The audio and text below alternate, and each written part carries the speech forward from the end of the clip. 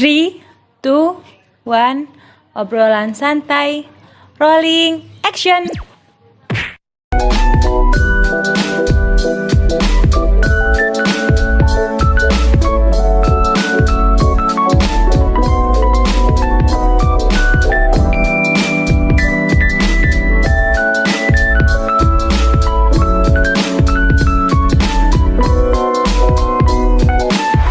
Oke, Assalamualaikum warahmatullahi wabarakatuh. Waalaikumsalam warahmatullahi wabarakatuh. Pak Hasin dan Pak Alvin. Siap. Apa kabar, Pak? Sehat, alhamdulillah, luar biasa. Alhamdulillah. Pak Alvin. Alhamdulillah baik, Pak. Pak Akbar Semangat, gimana? semangat. Pak Akbar gimana nih, Pak Akbar? Alhamdulillah masih diberikan kesehatan ya. Berarti sudah lulus ya? Apanya? Apanya sudah lulus? Oke, jadi hari ini kita akan melakukan ini Pak, obrolan santai gitu. Yang awalnya rencananya ada 3 Pak Hasin, Pak Alvin, Pak Agus. Iya. Karena memang saya ingin mengundang Bapak dosen ini yang sudah melakukan ekspedisi waktu kemarin peringatan Disnatalis Pak ya ke Gunung Buta. Ini saya undang dan pengen sharing-sharing gitu, tentang kehidupan ya beliau-beliau ini gitu teman-teman. Tapi Pak Agus karena masih ada musibah ya, orang tuanya masih dalam keadaan sakit ya, mari kita doakan bersama teman-teman semoga bisa segera pulih. Amin, amin, amin. Dan juga keluarga dari NHM, keluarga besar dari NHM juga selalu diberikan kesehatan. Amin. Oke, nah Pak Hasin dan Pak Alvin, jadi kita ngobrol santai Pak, ngobrol yang ringan-ringan saja. Kalau Pak Hasin kan kemarin sudah mungkin ketiga kalinya Pak Hasin ya. Saya ke 100 kalinya kayaknya. Kalau awal-awal itu obrolan yang berat-berat gitu ya, kayak wajahnya Pak Alvin ini kan kayaknya selalu berat gitu, ada santai-santainya Pak. Menegangkan. Jadi kita kali ini ngobrol yang ringan-ringan saja gitu. Kira-kira ini Pak, karena kan di Bangkalan ini kan lagi ini Pak ya, lagi PPKM gitu Pak. Nah, kira-kira kalau menurut prediksi ini Pak, karena kan kita ini sama-sama gila traveler gitu Pak. Sama-sama penyuka jalan gitu. Ada nggak Pak, ini prediksinya Pak Hasin atau Pak Alvin, ini ada nggak kira-kira perpanjangan waktu gitu Pak? Ini kan awalnya kan dari tanggal 3 sampai 20, kemungkinan besar nggak ini diperpanjang nggak Pak Hasin begini? Iya, kalau saya sih berharap mudah-mudahan tidak Pak ya. Artinya tidak ini kemudian diikuti dengan perkembangan pandemi ini yang terus trennya menurun. Kalau saya lihat sih mudah-mudahan terus menurun. Kalau misalnya sudah menurun, insya Allah pemerintah kemungkinan besar tidak akan memperpanjang. Dan ya kita mudah-mudahan bisa beraktivitas kembali, tetapi tetap dengan menggunakan protokol kesehatan yang ketat Pak Akbar. Itu harapan saya sih. Iya, jadi memang mungkin tidak hanya harapan pasien ya, harapan kita semua. Iya betul, semua orang hampir sama mungkin harapannya seperti itu. Iya Pak, karena memang sangat dibatasi sekali Pak ya, dan itu tadi teman-teman, banyak yang berduka juga gitu. Orang-orang terdekat kita malah ya, ulama-ulama juga banyak yang meninggal dunia. Artinya ini memang wabah yang benar-benar serius ya.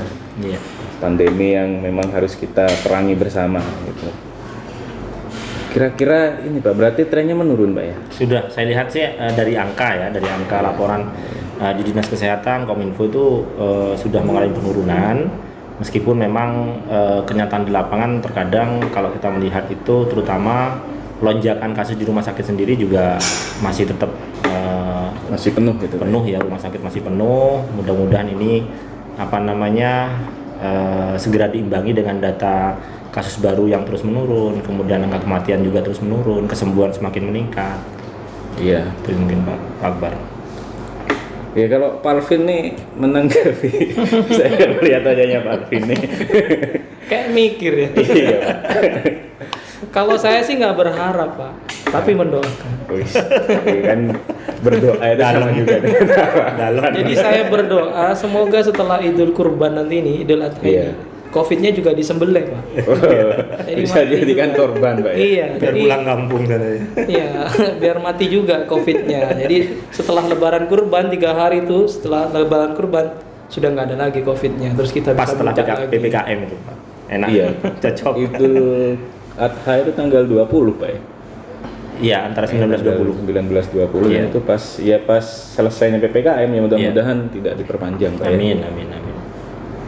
Nah, untuk dampak nih Pak, dampak ini kan sangat berpengaruh besar Pak, apalagi kan Pak Hasim saya tahu punya usaha travel gitu Pak. Iya, betul. Yang pastinya itu juga mungkin tidak hanya menghambat Pak ya, tapi juga berpengaruh besar Pak ya terhadap Sangat signifikan usaha. Mungkin Pak Alvin punya usaha Pak. Usaha lele di rumah, Pak. Ini serius, lele Pak. dia. Iya, Usaha lele. usaha lele. Nah itu kira-kira dampak ini kewirausahaannya Bapak Ibu dosen ini berpengaruh nggak Pak? Jelas berpengaruh sih, karena kan kalau pembeli kan juga berkurang. Jadi sekarang kan jam 8 warung-warung sudah tutup semua. Jadi pasti Itu lilenya warung Pak apa akan dikirim nanti ke ke tenda-tenda, Pak. tenda? Iya, maksudnya Warung-warung tenda itu. Warung-warung tenda. Oh. Pecel lele, lalapan iya. dan sebagainya kan dikirim ke situ, Pak. Kalau itu tutup jam 8 kan pasti dia kan bakalan ngurangi juga untuk stok yang disediakan berapa, dia pasti ngurangi juga, Pak. Selain itu mungkin analisis saya Pak Akbar, Iya. ini nambahkan yang Pak Alvin tadi. Sekarang ini kan lagi tren Piala Eropa nih. Biasanya iya, kalau ada Euro, Pak. Euro atau Piala Iya. Dunia itu kan orang tercenderung banyak nonton bareng, makan-makan, Makan. ngumpul gitu ya. Nah, dengan adanya pembatasan sosial, bisa. pembatasan jarak ini kan juga akan berkurang tentunya Iya. konsumsi untuk hal-hal seperti itu. Itu nampaknya Iya. Pak Akbar. Iya itu tadi Pak. Ini juga dampaknya juga ke kampus Pak ya. Kira Pak apa namanya? Ini apalagi ini kan masih dalam proses Sipenmaru Pak. Iya, iya. Ada nggak Pak dampaknya ke peminatan dari teman-teman adik-adik Camaba ini Pak? Ya kalau saya lihat sih analisis dari data yang saya terima dari panitia penerimaan mahasiswa baru itu ada Pak. Pertama memang pendaftar yang menurun, kemudian registrasi juga ada perubahan. Ada mereka yang kemudian diterima tetapi kemudian belum melakukan registrasi. Setelah kami hubungi memang ternyata ada beberapa kasus di masalah ekonomi ya, karena mungkin orang tuanya atau yang membiayai kuliah itu kemudian terdampak dari kebijakan COVID ini, dan itu memang akan terasa. Seperti sekarang nih PPKM ini kan 3 sampai 20 Juli itu mall semuanya ditutup, gitu ya, perhotelan, bisnis-bisnis wisata segala macam juga ada pengurangan jumlah, warung-warung tadi disampaikan Pak Alvin juga ditutup sampai jam 8. Ini kan tentunya akan mempengaruhi roda ekonomi secara regional maupun nasional. Nah, ini kan berdampak terhadap kemampu bayarnya untuk mahasiswa baru. Itu Pak Akbar. Iya, jadi dilema juga Pak ya. Dilema banget. Artinya memang Pak Hasim, Pak Alvin dan bapak-bapak dosen yang memang basicnya seorang tenaga kesehatan ini juga ya gimana, artinya memang kadang juga tenaga kesehatan tuh kan menjadi apa ya, kalau orang-orang awam tuh kan menjadi sasaran utama gitu Pak, sasaran utama bulian atau apa gitu, Iya, apalagi iya. kan sekarang ini musim keroker gitu. Gitu kan. Keroker. Kan ada itu viral itu Iya, iya, video iya. lucu itu. Sampai hidungnya Padahal, besar. padahal cuma bagi masker ya, bukan ngoker kan.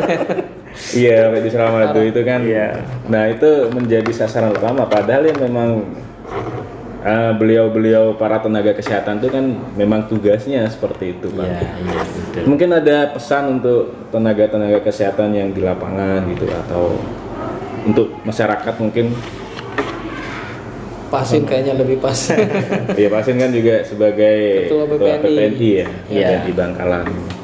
Ya kalau saya sih dari tenaga kesehatan iya, dari masyarakat awam pun juga tetap harus kita berikan edukasi Pak Akbar. Untuk tenaga kesehatan, perawat, dokter, bidan dan semua profesi kesehatan yang membantu untuk penanganan COVID-19 ini, saya berpesan supaya tetap semangat gitu ya, jangan pernah menyerah, karena bagaimanapun juga ini sudah menjadi sebuah sumpah dari tenaga kesehatan bahwa akan memberikan pelayanan yang terbaik kepada pasien, keluarga dan masyarakat yang terbaik dalam kondisi apapun, termasuk dalam kondisi pandemi COVID ini.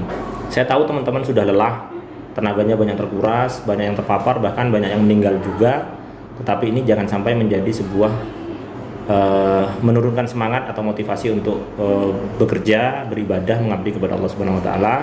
Mudah-mudahan ini menjadi sebuah motivasi sendiri untuk teman-teman tetap semangat. Karena bagaimanapun juga setiap langkah yang dilakukan teman-teman ini adalah sebuah ibadah pengabdian kepada Allah Subhanahu Wa Taala dengan cara melakukan tugas sesuai dengan profesi masing-masing. Kemudian untuk masyarakat, saya mohon untuk tetap menjaga protokol kesehatan, setidaknya pakai masker, cuci tangan, jaga jarak, kemudian nutrisi juga dijaga, dan kalaupun kita tidak bisa menasehati orang lain, minimal kita jangan memprovokasi orang lain. Artinya artinya jangan sampai kemudian kita mengajak orang untuk tidak imunisasi, mengajak orang untuk tidak pakai masker. Sudahlah, kalau memang kita tidak ingin seperti itu ya sudah, untuk kita sendiri saja tidak apa-apa, tapi jangan mengajak orang lain, karena ini juga akan menjadi sebuah bumerang dan akan mempengaruhi perilaku masyarakat secara umum. Itu mungkin pesan kami Pak Akbar dari tenaga kesehatan. Kalau langkah dari PPNI sendiri apa untuk mengapresiasi teman-teman rekan-rekan tenaga kesehatan ini mungkin? Ya, selama ini kami sudah berusaha dari PPNI ini untuk memberikan edukasi kepada teman-teman, penguatan, kemudian melalui nutrisi kita secara berkala memberikan nutrisi kepada teman-teman yang ada di rumah sakit, puskesmas, terutama yang terpapar tanpa gejala gitu ya, atau dengan gejala ringan kita berikan bingkisan nutrisi vitamin untuk teman-teman supaya bisa imunnya terjaga. Kemudian bagi teman-teman yang mohon maaf kemudian meninggal dunia, kita juga dari organisasi memberikan semacam santunan kepada keluarga atau ahli waris, mulai dari kabupaten, provinsi, kemudian ke pusat dan juga dari Kementerian Kesehatan. Itu yang perlu kami sampaikan sebagai bentuk apresiasi dan penghargaan kepada teman-teman yang telah berjuang dan gugur dalam melaksanakan tugas penanganan COVID-19. Oke, kalau saya sih lebih pasnya mungkin saran untuk masyarakat ya. Kalau untuk tenaga kesehatan sudah pasin yang lebih pas. Ya, sebetulnya yang paling penting itu di masyarakat itu bagaimana masyarakat bisa bermedia sosial yang baik. Karena berita itu kalau sudah di-post di media sosial udah kemana-mana Pak. Dan gampang Pak ya, gampang. Dan belum tentu kebenarannya masalahnya. Banyak berita hoak-hoak yang disebarkan kemana-mana. Nah itu yang penting ya. Jadi masyarakat harus cerdas dalam bermedia sosial.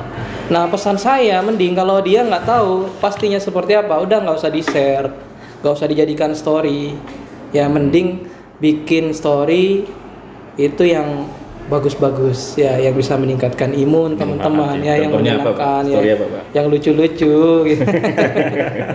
Ya kira-kira seperti itu Pak. Itu yang paling penting sebetulnya. Iya. Ya ini ya ini memang hambatan dan tugas bersama gitu. Tidak hanya tugas dari tenaga kesehatan sebetulnya Pak, tapi tugas dari kita bersama. Iya. Oke, nah ini menarik sekali teman-teman. Artinya ini kalau saya lihat memang sengaja tema besarnya ini tentang alam gitu Pak, dan ya kita lihat bajunya Pak Hasin, Pak Alvin ini juga baju kebesaran dari Kang Kepala. Iya, emang kebesaran ini Pak. Longgar. Kebesaran. Kerajaan. Kerajaan. Nah, ini kalau Pak Hasin sendiri nih apa ya, naik gunung pertama sejak kapan Pak? Saya tuh sejak kecil sebenarnya sudah ada bakat ya, jiwa pecinta alam sudah ada. Ya mungkin karena rumah saya itu di pinggir pantai, tapi kemudian ada semacam bukit gitu Pak Akbar. Jadi masa kecil saya di situ suka main ke bukit. Kalau boleh tahu mungkin di daerah Sreseh, Labuan, Desa Labuan, Kecamatan Sreseh. Itu ada perbukitan. Biasanya saya sama teman-teman dia main-main ke sana. Ya, sehingga saya memang suka sama alam. Kemudian sering mandi di laut dulu waktu kecilnya itu. Gitu. Dekat pantai kan? Iya. Kok gak hitam ya Mas? Saya nggak pernah mandi di laut tapi hitam. Glowing. Tergantung perawatan ini Pak. Kemudian SMP itu saya sudah mulai ikut pramuka Pak Akbar. SMP sama SMA itu ikut pramuka. Di situ saya sudah semakin cinta dengan alam. Waktu kuliah di Semarang itu S1 dulu saya mulai naik gunung. Naik gunung di Gunung Ungaran di Semirang itu. Semarang. Itu ya di Semarang itu kemudian saya sama teman-teman sejak itu saya semakin cinta dengan alam gitu ya. Kemudian waktu di NHM ini ya kok ya ketemu dengan gengnya Pak Akbar dan kawan-kawan. Anak gunung ya Pak. Anak gunung. Disitulah gunung semakin Krakatau. tinggi kecintaan terhadap alam. Itu Pak Akbar. Iya, kalau Pak Alvin sendiri nih, ini Pak Alvin ini kan juga Pertama kali naik gunung ya. iya.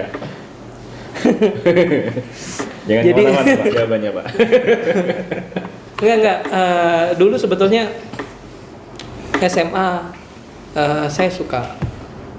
Suka apa Pak? Pertama masuk SMA, ospek ya, pertama kali masuk SMA itu kan ada pagelaran ekstrakurikuler.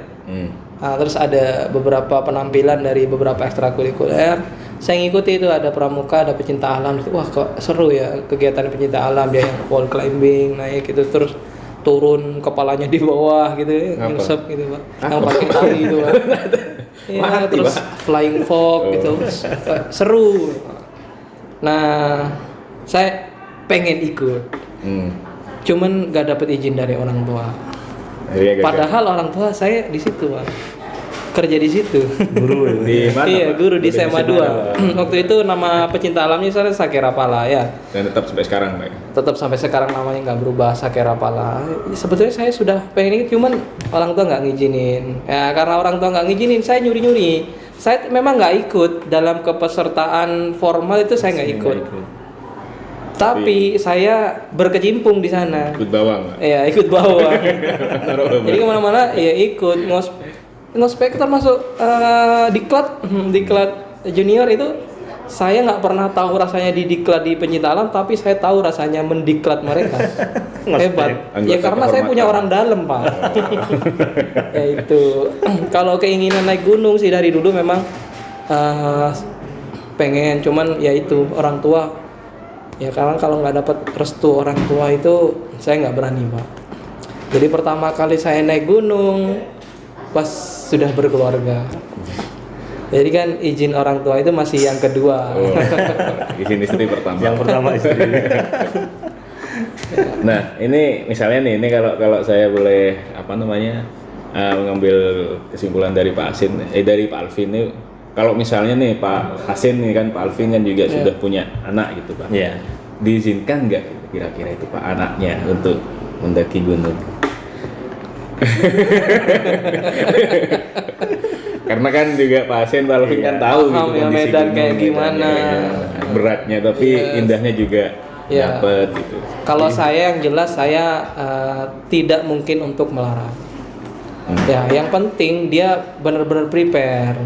Artinya dia ya ikut, dia berkecimpung di situ memang ekstrakurikulernya dia ilmunya, maksudnya ilmunya yang dia dapat di Ada ekstrakurikuler basic lah ya, Pak, ya. dapat basicnya, tahu dia paham seperti apa.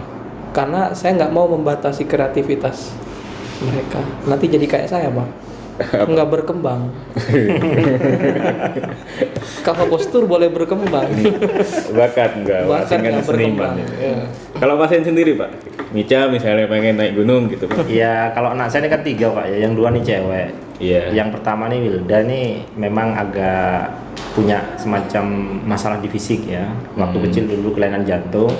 Jadi mungkin itu akan jadi pertimbangan. Kalaupun dia mau gitu ya mungkin yang rute-rute pendek mungkin Pak Akbar Iya. gitu. Dan harus dengan teman-temannya, terutama yang cewek.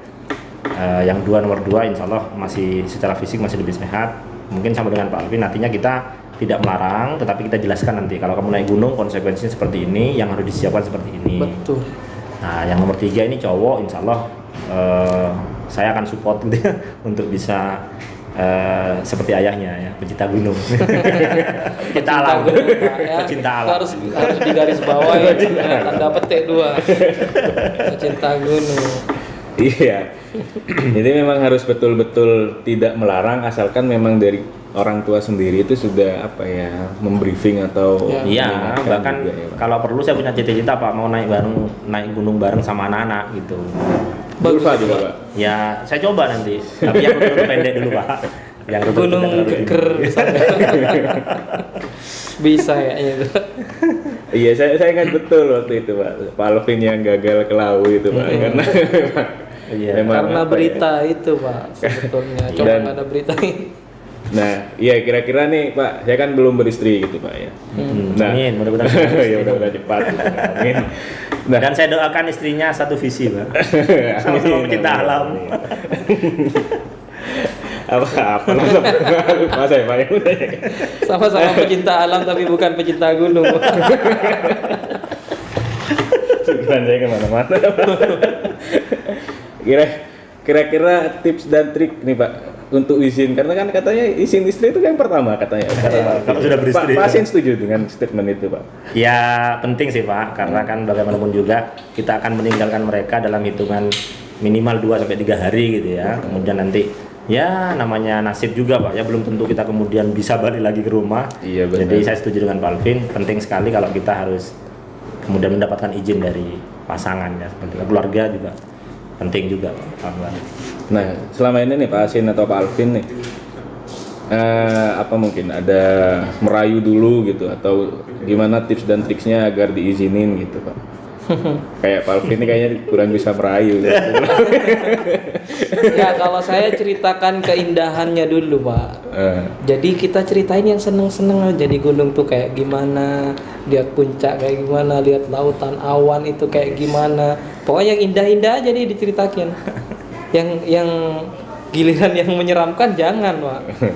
Karena kalau kita ceritakan yang ya kondisinya seperti apa, capeknya, ya Khawatir pasti Pak ya. kesurupan dan sebagainya, wah, itu jangan sampai diceritakan, bahaya. Kalau pasien Pak, pasien kayaknya selalu Iya, disetujui. saya selalu disetujui Pak.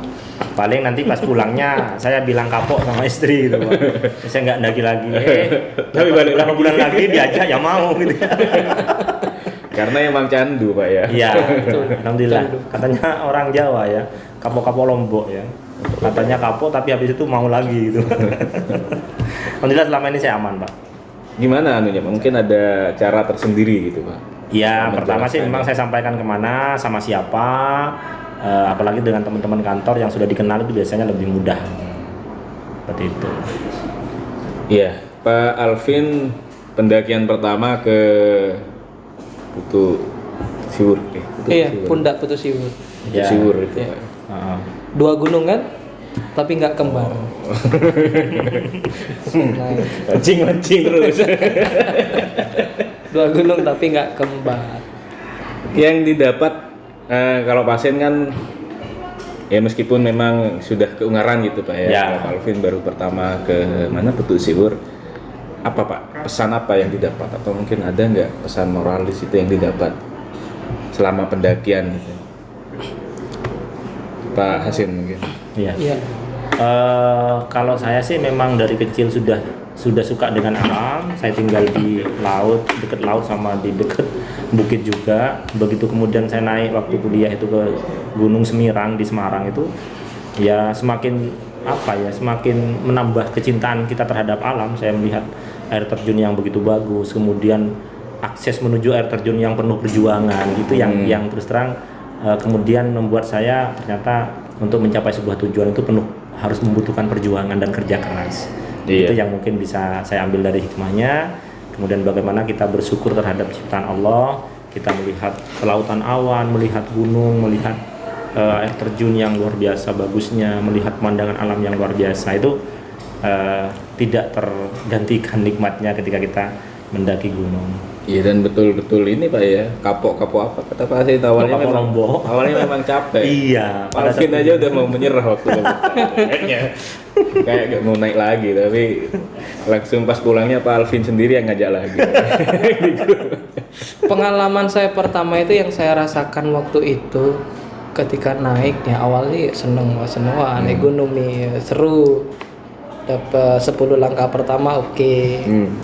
Sudah agak mulai nanjak, ternyata naik gunung kayak begini ya, capek. Bener capek kan dia, Iya. nanjak, wah luar biasa. Karier berat, ngangkat kaki berat ya, nafas ngos-ngosan. Kalau pas di gunung tuh sebelum nyampe ke puncak, sebelum nyampe ke puncak itu kayaknya nggak mau lagi.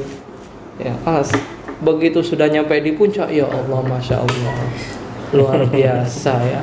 Ciptaan yang maha kuasa seperti ini indahnya. Wah, kayaknya pengen lagi. Pas lagi sengsara aja. Aduh, enggak deh, enggak mau naik lagi deh, enggak mau. Dan itu ini ya, saya tahu betul kondisi Pak Hasin, Pak Alvin, Pak Agus waktu di Buta itu kan memang hujan-hujan Pak ya. Iya. Lagi musim hujan pasti itu juga menambah Menguras berat energi. trekking juga. Iya. Energi juga pasti akan terkurang. Apalagi kita Sempat ada badai. sudah terkategori manula. Nah, apa ya, itu kan memang ini kayaknya tuh udah pasrah gitu. udah dalam waktu kondisi seperti itu kayaknya udah pasrah. Iya, saya juga Pak Hasin juga sempat cerita katanya paginya itu udahlah agak memuncak gitu Pak, karena saking pasrahnya gitu Pak. Pas di Sabana Kalau saya kemarin. waktu itu Pak, itu mana terakhir tuh Pak? Kita Buta Gunung Buta ya. Buta, Pak. Itu malamnya ya Pak, yang sudah Iya. komitmen untuk di Sabana. sudahlah, Sabana. saya nggak akan naik lagi gitu. Artinya nggak naik ke puncaknya itu ya Pak ya. Malam karena menggigil kondisi, kemudian capek, kedinginan sudah. Iya. Makan juga sudah nggak enak gitu ya. Iya. Ternyata paginya begitu bangun, saya berpikir eman-eman sudah terlanjur nyampe Dikit ke lagi. Sabana, paling beberapa jam lagi ya sudahlah, Bismillah saya akan naik dan alhamdulillah bisa. Alhamdulillah nyampe juga gitu ya. Dan sehat Pak ya. Iya, dan sehat gitu ya. Nah itu kadang-kadang yang harus kita syukuri gitu ya. Iya. Artinya kesehatan, kesempatan. Itu kadang di luar nalar Pak, kadang malamnya sakit parah, Betul. paginya bisa sehat gitu. Iya. Kayak Pak Alvin berangkatnya paling belakang, pulangnya saya paling belakang. sehat. Iya, betul. padahal jalanan waktu itu becek ya, becek luar biasa, Iya. licinnya luar biasa. Dan berangkat pulang juga hujan kan. Becek dan nggak ada ojek. Iya, ojek nggak ada. Kalau saya yang cedera waktu itu, aduh. Itu pengalaman yang mungkin apa ya, bagi saya sebenarnya ada yang lebih ekstrim Pak kalau masalah cuaca. Di Ranukumbolo itu lebih ekstrim sebenarnya. Lebih dingin ya. Lebih dingin dan lebih, kalau tidak terbiasa tuh ya muntah biasanya. Makan tuh muntah saking dinginnya. Apalagi musim-musim sekarang gitu. Apa ya? Untuk pendakian yang ke Buta itu Pak, atau ada pesan nggak Pak? Kira-kira kan itu mending Pak, artinya kita memang Iya. betul-betul ada prepare gitu Pak. Nah, kalau ini kan banyak kejadian-kejadian yang memang mungkin kejadian yang apa ya, yang konyol gitu Pak. Kayak kemarin itu kan sempat ada yang pendaki dari Surabaya itu yang tidak membawa logistik, Iya, kekurangan bonek. logistik. Iya. Itu juga banyak sering kejadian-kejadian pendaki-pendaki yang meninggal, terus yang tersesat karena saya rasa itu memang faktor human error dari merekanya sendiri gitu Pak. Nah, dalam kondisi seperti itu pasti hujan terus prepare yang juga kurang tuh pasti akan akan menyusahkan. Nah, ada nasihat gak Pak kira-kira ini untuk teman-teman pecinta atau pendaki gunung ini agar ya setidaknya bisa mengurangi tim SAR untuk ini Pak, biar tidak selalu merepotkan tim SAR gitu Pak. Kalau Pak Hasin selama ini melihat waktu di mana di Putuk Siwur tuh ada yang satu tenda isinya berapa orang gitu. Iya. Itu kan sangat tidak Kurang pas, nyaman. ya, betul. Gimana melihat kondisi-kondisi pendaki yang nekat seperti ini Pak? Ya kalau saya terus terang dari pengalaman beberapa kali muncak itu, pertama memang yang harus disiapkan adalah logistik ya Pak ya. Logistik Iya. itu penting, kemudian kesiapan fisik harus, jangan sampai memaksakan diri, artinya kondisi kurang fit, kemudian muncak itu nanti akan berisiko di perjalanan maupun tadi keterlibatan tim SAR. Dan satu hal lagi Pak yang menurut saya penting itu selain logistik dan fisik, yaitu motivasi Pak. Motivasi dalam arti begini, kemarin saya waktu ke Gunung Buta itu ya, itu merasa pada saat hujan-hujan gitu Pak, akses jalan yang seperti itu sepertinya kok nggak kuat gitu ya. Nggak bakalan nyampe nih. Nggak bakalan nyampe gitu ya. Tetapi saya berpikir, wong saya itu beberapa bulan yang lalu ke Lawu yang lebih tinggi, lebih jauh gitu ya, nyampe kok dan sehat gitu ya. Masa ini lebih pendek tapi nggak nyampe. Nah itu salah satu motivasi saya waktu itu. Bahkan waktu itu yang ke Lawu kan saya ingat betul, turun dari Lawu, kemudian saya nyetir sendiri dari mana itu, Jawa Tengah ke Suramadu. Iya. Dan itu kuat. Nah itu yang saya buat motivasi Pak Akbar. Artinya motivasi itu penting. Motivasi untuk memompa diri sendiri. Karena kalau motivasi itu nggak ada ya sudah, mungkin akan mental betul, mental itu akan down, kemudian ya mungkin akan istirahat, mungkin akan ketergantungan dengan orang lain. Itu mungkin Pak Akbar jadi logistik, fisik dan motivasi. Itu dari saya. Kalau dari Pak Alvin nih, Pak Alvin ini kan kemarin kayaknya orang terlemah gitu. Manusia terlemah. waktu pemberangkatan kan Pak Alvin. Meskipun terlemah tapi tidak terhina ya. Gimana Pak? Iya memang setelah saya evaluasi dari yang naik kemarin itu, yang pertama yang paling penting memang fisik dulu Pak.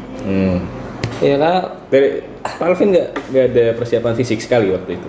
Nggak ada Pak, cuman saya sih ya enteng aja, saya sering olahraga aja, saya ikut volley kadang-kadang sama mahasiswa itu saya ikut juga volley, ikut bulu tangkis, cuman memang nggak rutin. Nah memang sebetulnya yang paling penting itu kita jogging kayaknya Pak. Iya. Ya kita prepare pas sebulan sebelum kita naik, kita sudah punya jadwal untuk jogging tiap minggu, mungkin bertahap, jaraknya yang awalnya berapa kilo ya berapa kilo. Dan itu buat ketahanan fisik kayaknya itu lebih pas ya.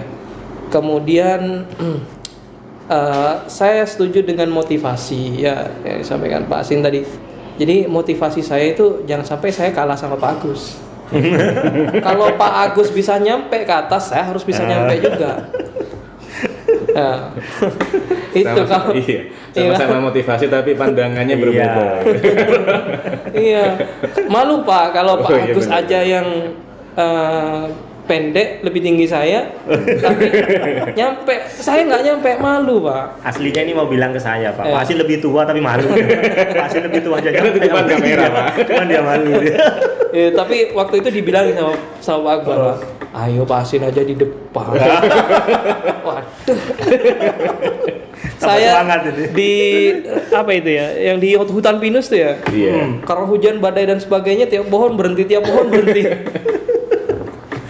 Luar biasa. Itu saya khawatir sama Pak Alvin. Aduh, kalau Pak Alvin ngecamp di sini ini kejauhan besok ini. Kalau logistik menurut saya sih ya penting sih. Cuman saya menganggap logistik itu masih belum prioritas karena fisik ya? Karena apa? Kalau sudah fisik capek, makan pilus aja itu nggak bisa masuk.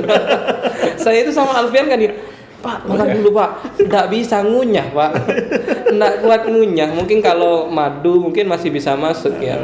Jadi kalau yang agak perlu berjuang untuk makan nggak bisa. Di Sabana aja nyampe saya dikasih mie goreng, sosis, nasi lengkap, nggak bisa masuk Pak, mual. Heran. Iya itu apa ya? Karena memang berat sekali Pak ya, dan saya ada videonya waktu Pak Agus turun itu kan kayak orang tua gitu kan. Kakek-kakan. Karena saking capeknya gitu. Iya, karena itu paha sudah sakit semua kayaknya. Memang tantangannya hujan ya waktu itu ya. Hujan itu menjadi salah Akses satu jalan sulit. Iya. Menjadi salah satu apa ya tantangan atau hambatan ketika mendaki gunung.